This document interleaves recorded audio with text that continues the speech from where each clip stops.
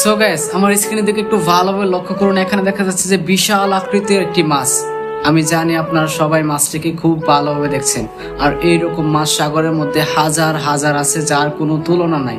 কিন্তু একটাবার কি আপনি মন থেকে চিন্তা করেছেন যে এত বড় বড় মাছ, এইগুলো এত খাবার কোথা থেকে পাই? এই একটি মাছের খাবার টন কি টন লাগে দৈনিক, কিন্তু মহান আল্লাহ তাআলা টন কি টন দৈনিক এরকম হাজার হাজার মাছের খাবার দিচ্ছে। একটা আবার কি চিন্তা করেছেন যে মহান আল্লাহ তাআলা পৃথিবীর সমস্ত কিছু সৃষ্টি করেছেন আর তার খাবারের ব্যবস্থা করে রেখেছেন।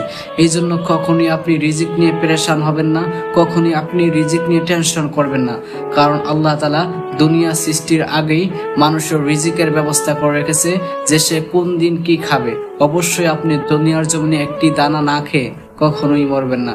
এই জন্য আল্লাহর কাছে শুকরিয়া আদায় করুন যে আল্লাহ আমাকে যে হালাতে রাখেন আলহামদুলিল্লাহ। আর একটাবার চিন্তা করেন, এই এত বড় বড় মাছগুলার খাবার আল্লাহ তাআলা কিভাবে এই সাগরের মধ্য থেকে দেয়। সত্যি আল্লাহ তাআলা মহান, আল্লাহ তাআলার সাথে কারো কোনো তুলনা হয় না। যদি ভিডিওটা ভালো লাগে থাকে আপনার কাছে, অবশ্যই ভিডিওটা শেয়ার করে সবার মাঝে ছড়িয়ে দিবেন, যাতে করে সবাই এই ভিডিওটা দেখতে পারে।